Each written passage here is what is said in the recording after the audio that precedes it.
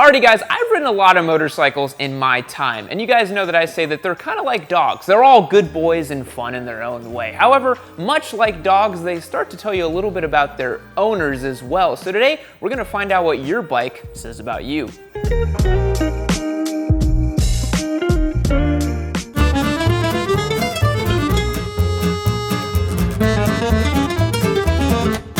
You're a rider with eclectic taste and you won't accept anything less than perfection. If your espresso is a few degrees too cold, well, you'll simply send it back. If your tortellini is a little too al dente, you'll also just send it back. You went out and got yourself the finest bike south of $15,000 that you could buy, but you didn't simply settle for anything like a Ducati. That would just be simply too pedestrian for the Euro simp. You got yourself an Aprilia. Indeed, you needed to be different. You got yourself the ketchup and mustard mobile, the most outlandish motorcycle this side of a 2000 DRZ 400. And you don't need to be high-vis when your motorcycle is high-vis in of itself. And with all these technology and fancy buttons on here, you honestly probably couldn't tell your buddies what half of them do, but hey, at least you know where the starter button is.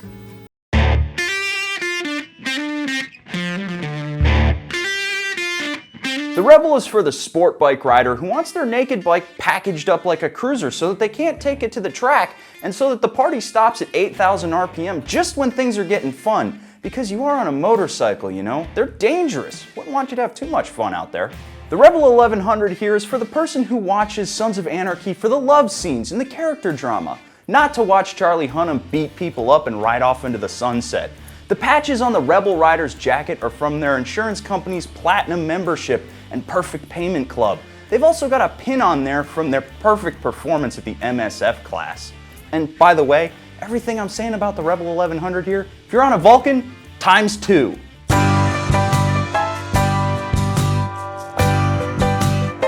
The Triumph Trident 660, a motorcycle that screams excellent taste and a refined palate. Maybe you should go get yourself a Street Triple RS, but then you look down and see that your pocketbook actually says MT07. This is a motorcycle for all those wannabe Euro simps out there. Triumph finally gives you an entry point into the British brand and a clever way of selling even more Street Triples. This is the bike for the guy or gal in their 30s looking to get a motorcycle like their parents had back in the 90s, the Trident 750s of days past. But they wanted a bike that was brand new so they could go and immediately get a multimeter and start diagnosing electrical issues because, let's face it, it's a Triumph.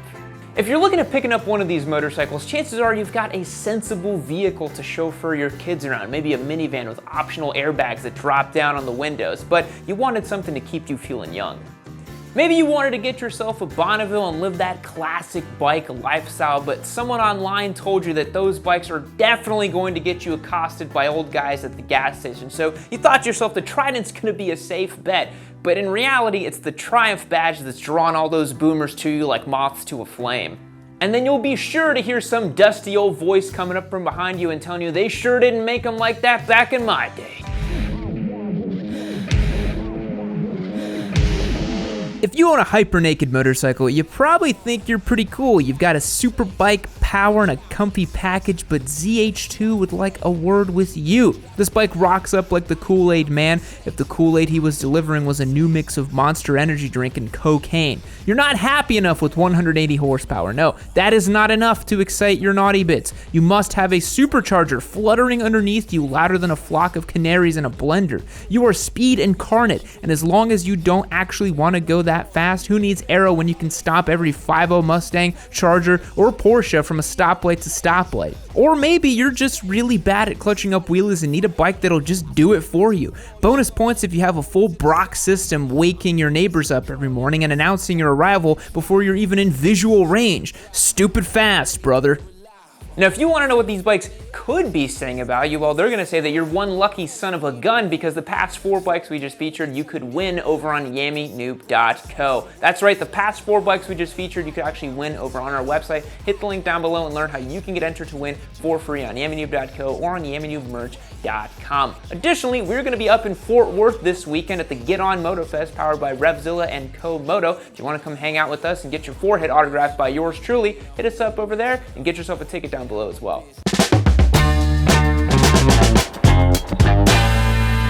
A shame think something. You've done a bunch of research. You've read through tomes of sacred knowledge on Suzuki forums, and you've arrived at the same conclusion that every motorcycle rider arrives at.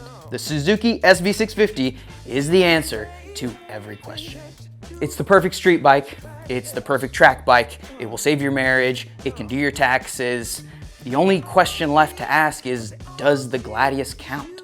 Or maybe you just have no idea what I'm talking about and you went out and bought a bottom dollar SV650 and are rebuilding it like the Ship of Theseus or that one Johnny Cash song. Either way, you're a die-hard Suzuki fan now and there's no escaping it.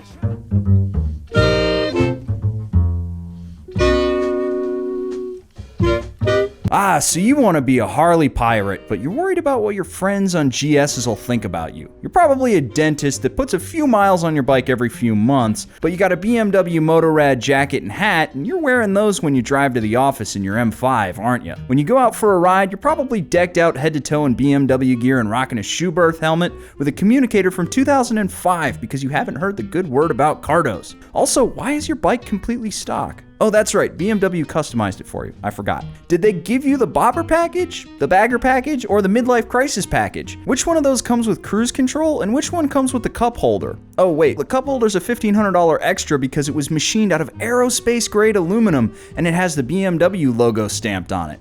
Got it. So you're in a cult? Yeah, sure, that's cool.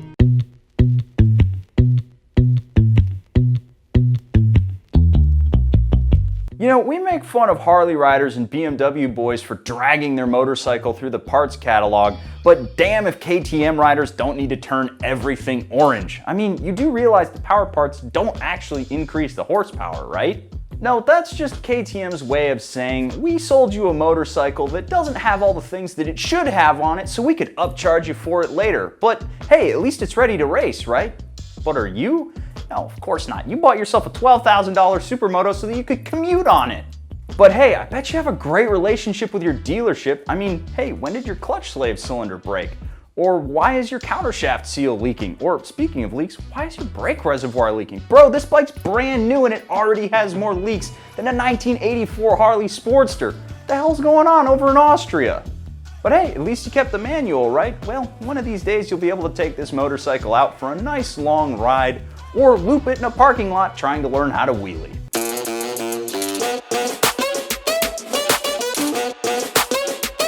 Ah yes, the XSR, a bike for the distinguished squid on the go. You probably work at an office and you thought a motorcycle would be a more enjoyable and better way to commute.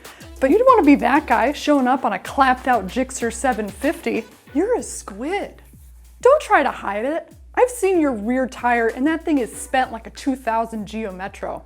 Carefully ride to work, you clock in, and you dream of the wind blowing through your hair. And then, on the way home, you're popping wheelies to forget your feelings. The XSR is basically throttle therapy in its purest form.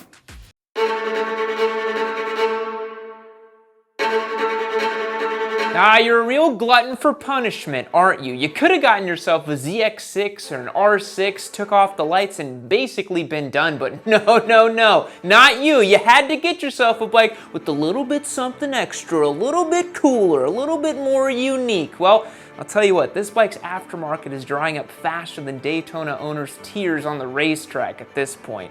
And I'll tell you, you're gonna have some pretty thick skin to ride a Daytona on track because all the big four guys are gonna come up and start clowning you, but they don't know the joys of spinning a triple cylinder out to 14,500 RPM on the racetrack and hearing this engine honk in air like a goose that's been sucked into a jet engine.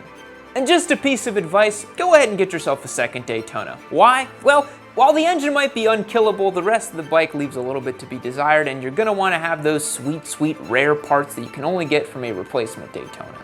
Alrighty guys, we hope you enjoyed today's video. Of course, if you happen to own one of the bikes we featured in today's video, don't be too upset. We're just having a good time, and if you want, leave me a comment down below and tell me how angry you are because that does help the engagement factor. And of course, we didn't feature the Desert Sled because I can't handle the criticism. I don't want my bike being talked crap about. Anyways, we'll catch you in the next one. See you later.